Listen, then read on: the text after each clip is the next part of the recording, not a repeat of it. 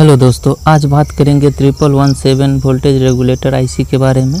ये IC LED TV, laptop जैसे बहुत सारे उपकरण में यूज होता है।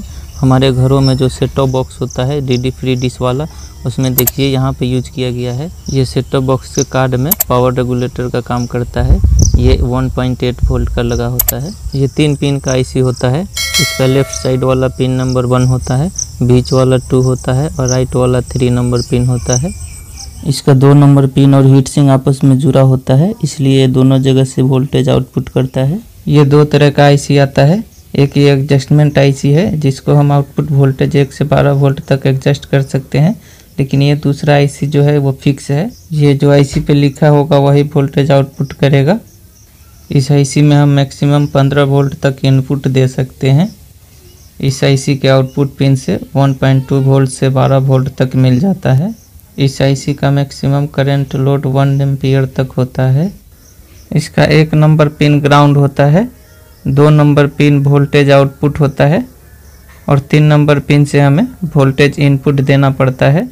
इस आईसी के ऊपर जो आउटपुट वोल्टेज लिखा रहता है वही हमें आउटपुट वोल्टेज मिलता है। अब यहाँ पे देखिए T33 लिखा हुआ है, यहाँ पे 3.3 लिखा हुआ है और यहाँ पे S3 लिखा हुआ है। तो ये तीनों को देख के कंफ्यूज नहीं होना है, तीनों का एक ही मतलब है। ये 3.3 वोल्ट ही आउटपुट देगा। फिक्स आईसी के ऊपर फिक्स वोल्ट लिखा होता है, जैसे कि देखिए 1.2 volt, 1.5 volt, 1.8 volt, 2.5 volt, 3.3 volt, 5 volt और ये 12 वोल्ट। तो ये 1.2 वोल्ट से लेकर 12 वोल्ट तक आईसी मिलता है। अब यहाँ पे देखिए इस आईसी में नंबर के साथ ADJ लिखा हुआ है, लेकिन इस आईसी में सिर्फ नंबर लिखा हुआ है। तो इससे कंफ्यूज नहीं होना है, ये दोनों आईसी एक ही है। या तो नंबर के साथ ADJ लिखा होगा या नंबर के साथ ब्लैंक होगा, तो इसका मतलब दोनों एडजस्टमेंट आईसी है। इस आईसी के 3 नंबर पिन पे इनपुट सप्लाई दिया जाता है। 2 नंबर पिन से कितना वोल्ट आउटपुट चाहिए वो 1 नंबर पिन से एडजस्ट किया जाता है। 3 नंबर और ग्राउंड के बीच में 2 रेजिस्टेंस लगाया जाता है। 1 नंबर को दोनों रेजिस्टेंस के बीच में जोड़ दिया जाता है।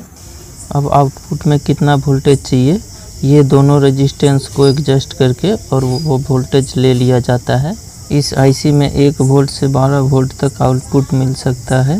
इस आईसी की टेस्टिंग की बात करें तो इसके ऊपर जो वोल्टेज लिखा हुआ है वो आउटपुट में वोल्टेज मिलना चाहिए। अगर नहीं मिल रहा है या कम मिल रहा है या ज़्यादा मिल रहा है तो ये आईसी ख़राब माना जाता है।